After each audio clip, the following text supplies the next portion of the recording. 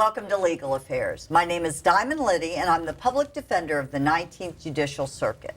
We are kicking off the season with a very, very special guest, someone new to our community, but not new to law enforcement in any way, shape, or form.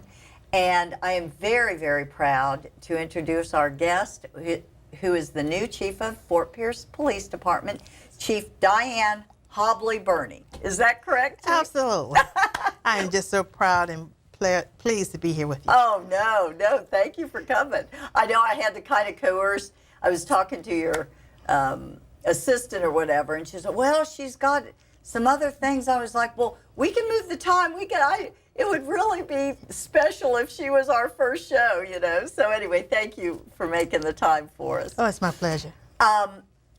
There's been a lot of publicity, obviously, about you being the new chief, and a lot of people have read about you, but a lot of people, I'm sure, haven't. This is an opportunity, please, Chief, to tell us, and feel free, you know, you have bragging rights because you're pretty important. Tell us, give us your background, where you came from. How in the world did you end up in Fort Pierce, and that kind of thing? I want to get to know you. I want the public to get to know you. Well, I was born and raised in Tampa. That's been there all my life. I grew up, started out in Ybor City. My family eventually moved to West Tampa. And through it all, I never envisioned myself as being a police officer. But really? No. Wow. Never did. But what I did want to do was be a social worker. That was one of my passions. I just wanted to help people. And it's so amazing that even though I'm not in social work, I am in social work. I was going to say you are in social work. Absolutely. Absolutely. But it was so many challenges that I was reading about when it came to police work and the things that were happening that I didn't quite understand and did not agree with when it came to the relationship with police officers and the community. Right. So I decided, instead of talking about it and thinking about it, let's try it. And so that's what I did. I joined the police force. And in Tampa? Yes, in Tampa. Okay. And from there, it opened my eyes to so many things, that some of the things that I would say, oh, it couldn't happen that way, I found, oh yes, it did happen that way. Yeah. And some of the things that I thought was unjust and was not fair to people, by being a police officer, I became a part of the situation, or I became a part of that culture. And I was able to change and redefine some things, because some of the things was a lack of understanding more so than anything else. Right. And so you were able to enlighten those people that didn't know. And so that was a very proud moment for me to do that, but I have to say it was extremely challenging. I was in Tampa Police Force for about 27 years. Oh, wow. Okay. Yeah, so it's a long time. And from there, I was a major. And as a major, I supervised altogether about 254 individuals. Wow. My area was about 12 miles, and I had 77,000 people as a part of my command. With that, we had the same type of problems that was here in Fort Pierce. There was a divide. There was a divide between my community and the police department. And it was trying to bridge that, to let them know that we cared and that we were not their enemy, but we were there to serve and protect them. Right. And we began to establish those relationships and those bonds. And the culture began to change. And once I discovered Fort Pierce, which is another story. Oh yeah, we gotta hear it now. That I found that they had the same type of issues that I was experiencing in Tampa. And what brought me to Fort Pierce was, we do this game program. It's entitled We Must Reach You to Teach You. And what that is, it's primarily a play. It's all ad lib, where act out different scenes, and it talks about consequences, the consequences of someone's actions. And it shows how an individual that might be on the right path or on borderline, that because they want the fanfare of being a part of a game, because at the Yeah. game aspect, you will have situations where it's quick money, it's Yeah. the excitement, it's the big cars, it's Right, the jewelry. right. And we bring that in a reality type of play. And what happened, some of the kids from Fort Pierce saw us to perform it at one of the events we were at. In Tampa, you did this? I think they saw us either in Tampa or Orlando. It was somewhere where they saw us, where someone from Fort Pierce called my department, hunted me down, Really? and asked us to come and do the play at the Pell Center. And that was last year around August. They asked us to come down to do the play. When I came down here, it was myself, the now Deputy Chief Kenny Norris, and several other officers from Tampa. We came and we did a blended play, and it was a huge success here. But after the play, what really touched my heart was the comments afterwards. Had you ever been to Fort Pierce before? Had never been to Fort Oh, Pierce. my goodness. Never knew what Fort Pierce was. Oh, Had no idea. Honestly, is so funny. I thought Fort Pierce was, all of us, none of us knew what Fort Pierce was. Right. We thought it was probably down in Miami somewhere. We really did. So when once we found out and we ventured here, we was like, wow. But it was the comments from the community. It touched my heart. They said, you know, the words were, you came all the way from Tampa to show that you care about us. And they felt that Wow. there was a divide, that no one from the police department had that type of concern. And I was so touched by that. It stayed in my heart just for a long period of time. And at that time, they had just really met me. And a number of people asked me to be their chief, because I had no idea there was a chief position coming open. I did not. They said, will you be our Oh chief? my gosh, what a great! See, I didn't know all this. Yes. Oh my goodness! I had no idea. So they told me the chief position was coming up, and would I be their chief? And I was like, look, I'm happy in Tampa. I'm doing extremely well. I'm good. All my family's in Tampa. I'm real good. And we went on our way, but it was just so many comments. It just stayed in my heart. And now, how long ago was this? This was August of last year. Oh man. Yes. Okay. And so what happened, they started calling me, they're emailing me. Somebody actually came to visit me in Tampa and talked about the chief position. And I said, well, I was so touched by that. I said, well, I'll tell you what I'll do. I'll come back and I'll look at your beautiful city one more time. So I did. I came back. I stayed for 3 days. The first day I was still, nope, I'm staying in Tampa. The second day I was like, oh, maybe. That third day, I'll be honest with you, God touched my heart and said, this is where you need to be. So I made up my mind that day, and I went back to Tampa, and mentally I started preparing to do the process to become chief of police of Fort Pierce. And that's my story. Oh my gosh, what a now! And all your family well, I mean, most of your family or the majority are still in Tampa. Everyone's in Tampa. Oh my gosh! I came here, it was so funny, because I had so many obligations. I left on Tampa on that Friday. I was sworn in on the, no, I left Tampa, my last day working for Tampa. My official day was on that Friday. I moved here on that Sunday and was sworn in on that Monday. Oh my goodness! Oh my! Yes. That is what a great story. I Yes. had no idea. And it was from the words of the community, because when I was here for those 3 days, I was out in the community. I was talking to people. You know, I was just asking these questions, and I kept hearing the same thing over and over again. And so I truly believe that it was fate that brought me here, and I am dedicated to here. And one thing will correct, at one of my meet and greets, I said, I said, all my family is in Tampa.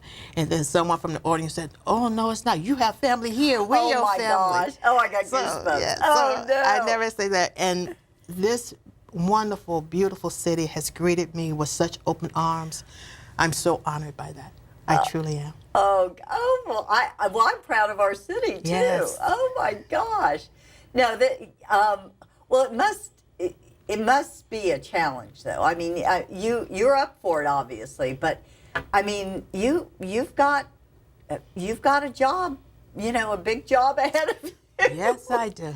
I have, there's a number of challenges. I'll be the first to say that. There's a number of challenges, but we're meeting them. We're not running. We're meeting those challenges. Well, you have, and let's back up, and I don't mean to interrupt, but you've got a good group. Yes. You definitely do. It's just that there are issues now. Now, from my perspective, of course, what I see and what you see are somewhat the same. But what do you see as your biggest challenge, Chief? I think one of the biggest challenges was letting the community know that we cared. And that was one of the biggest challenges to overcome, and I think we're meeting that, and we're being successful with that. The first thing that I did was, I make that to we did, that we started doing front porch and field roll calls. This is where we'll go to someone's house or someone's business or just their neighborhood, and we do field roll calls there. Now, what are field roll calls are where we get our mission for the day. If Okay. there was problems like there was maybe burglaries or there were information that we need to give to the officers, we meet every day before each shift, give those orders to them, let them know what's going on, and then they go to fulfill the mission of that day. During that time, the residents has the opportunity to intermingle with us, ask us questions, find out what's going on in their neighborhood, and things such as that. And so we were very successful. It's still continuing. Okay. And they continue to meet with us and invite us to their homes and do the roll calls there. And I think that is starting to see the change. I can see it from the community, the changes that they're knowing and recognizing that we care about them. And so your approach, and when I first met you, and and I'm so sorry because I forget the phrase you used, and it wasn't social work, but your philosophical slant, if you will, to law enforcement, it is not social work. It can't be, because it's to protect and serve and Right. to enforce the law foremost. Mm-hmm. But it's as if, from the little I've met you, heard about you, and the things I've seen you do so far, it's kind of like you've taken a holistic approach to law enforcement. Yes, it's about enforcing the law, which is your number one mission, Absolutely. but we got to go a step further, particularly in an environment in a community such as ours. Is that a good summary, or am I way off? Or No, talk to me. you're absolutely right, because our motto is, "We in honor we serve," because it's an honor to be a police officer and it's an honor to serve the people of Fort Pierce. But not only that, we have to serve everyone with dignity and respect. I say that because of, regardless of the economic status of the individual, that I expect my officers to treat everyone the same. But then in return, I expect that from the public. Right. That they have to do that with my officers as well. And that's extremely important. But the investigative part, we are in the process of retraining all the officers, because we have a center of excellence that we're striving for. So we're retraining the officers. Are you really? Yes, we're in the process of doing that as well. And retraining him as to what, Chief? Well, this is I really want all my officers to be under the community-oriented policing concept. Community-oriented policing is when they know that it's partnership. Everything's Right. a partnership. Sometimes, even with the community see us as something other. And sometimes it happens with our officers. They see the community as something Right. other. And this way that it's blended to show that we're all as one, that we need each other to be successful. Right. And I want their eyes to see it. I want their eyes to know that. And so when they're out in the community, we're building these relationships. We're taking the time to actually talk and listen. Well, and what a great investigative tool. I mean, let's face it. If you can get in the community and be with the people, they trust you, they believe in you, they like you. I mean, you're going to learn a whole bunch more than if that, Absolutely. right? Absolutely. And we're changing the dynamics of how we patrol. We're in the process of working on that as well. We are making it where everybody is accountable, and we're trying to divide the city where the same officers will patrol the same area all the time. Oh, so they really get to know Absolutely. those individuals. Oh, I got So you. then that way there's an investment. Right. Because when there's crimes. And a relationship. Absolutely. Yeah. And so when crimes are happening or things, they'll know, oh, or Miss Jones' car is not there, and whose car is that? So they'll get to know that. And this is, again, how we start building these relationships. And then there's a sense of comfort, as you said, from our community, because they get to know their own officer. Well, it's funny. In fact, I had this conversation this morning. I run every morning in our community, and it came back. It said something like, "Well, the so and so's, they've got to be gone. They must be on vacation." And my husband's like, "How do you know?" But day after day, if you see the same areas, the same homes, the same dogs, the Yes. same, you know if somebody's sick, if there's a problem going on, if they're gone, that kind of thing. And for law enforcement, oh my gosh, what an edge, Absolutely. And I know it's working.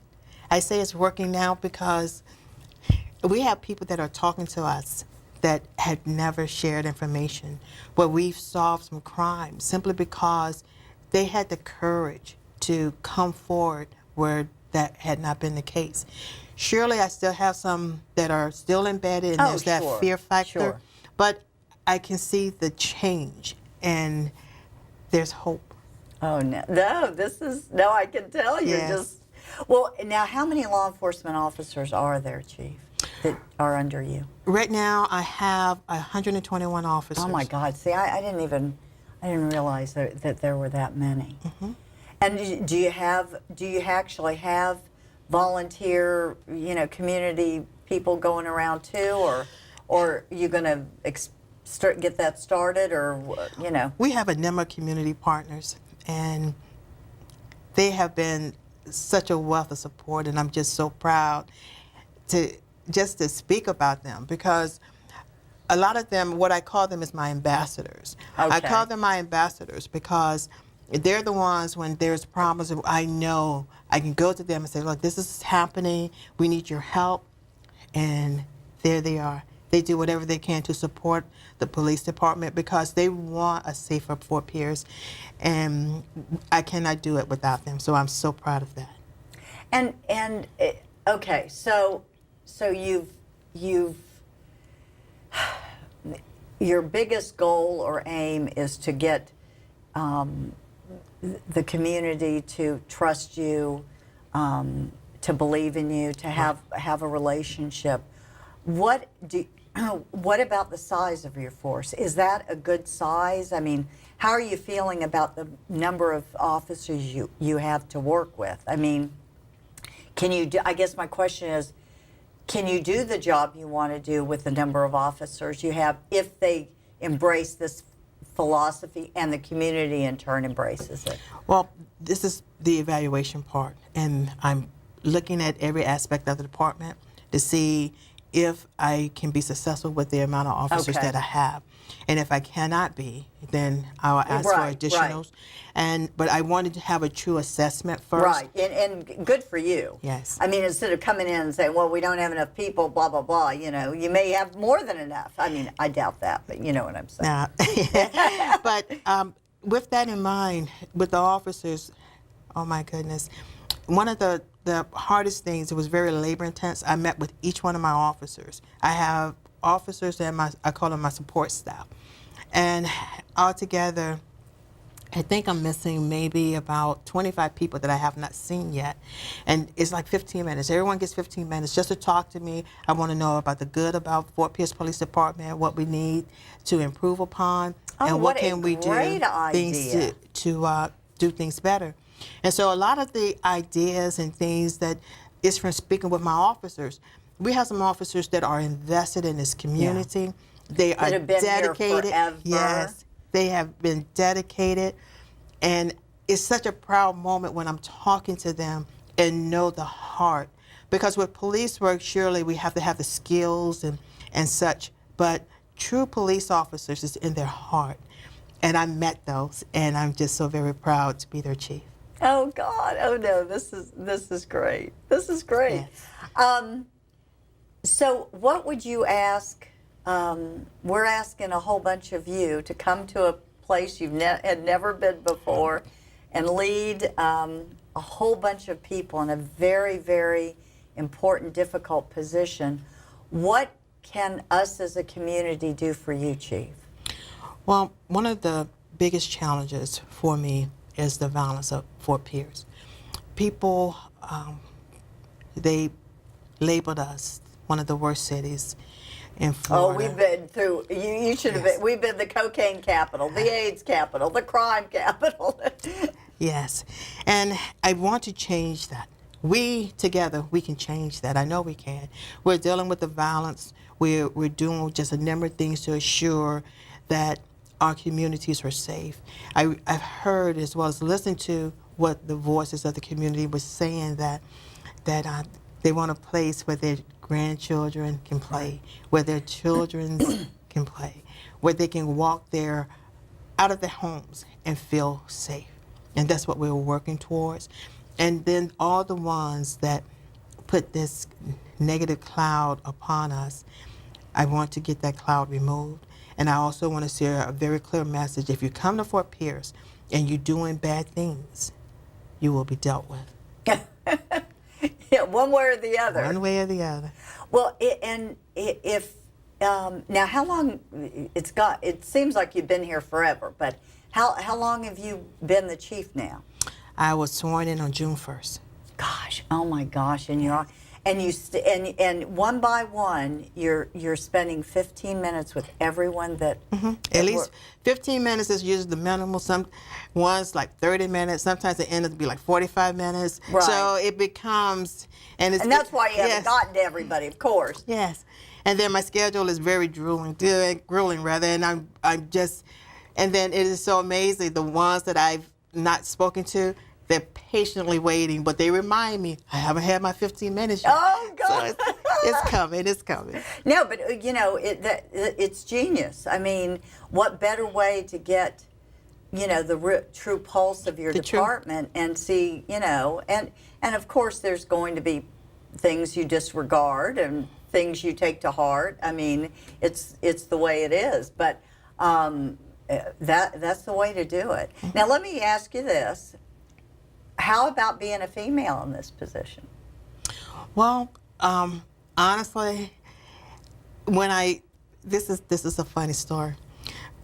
I didn't let my family know I was putting in to be chief. Oh my! Now, well, let's talk about your family.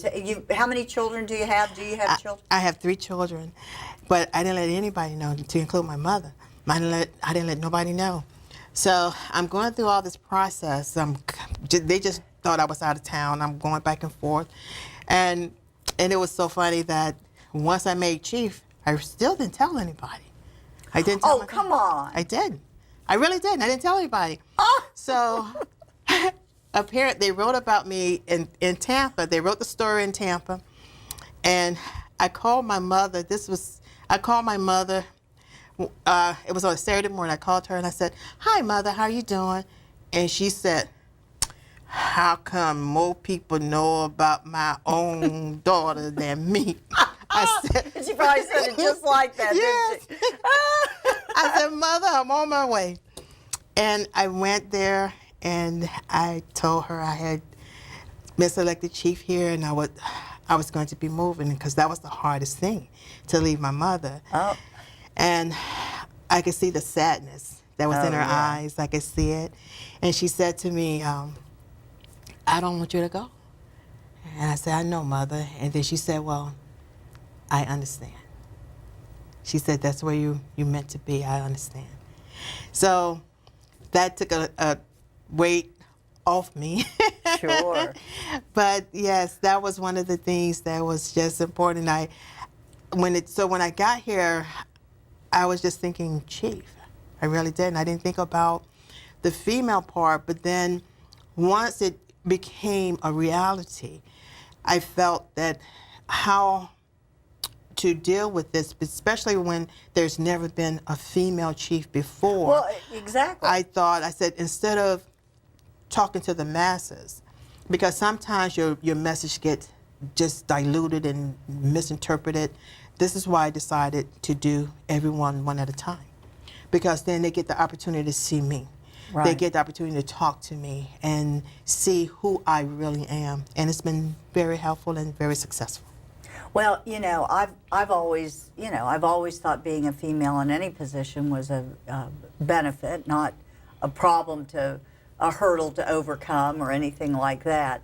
But let's face it, especially in a law enforcement position, and never having had a female chief, I was like, oh my gosh, I hope because I know you. I could just tell. Yeah, I knew you were embracing all of this. You just wanted so badly for them to embrace you. Yes, and the city has. And that's just been, it just touches my heart every time.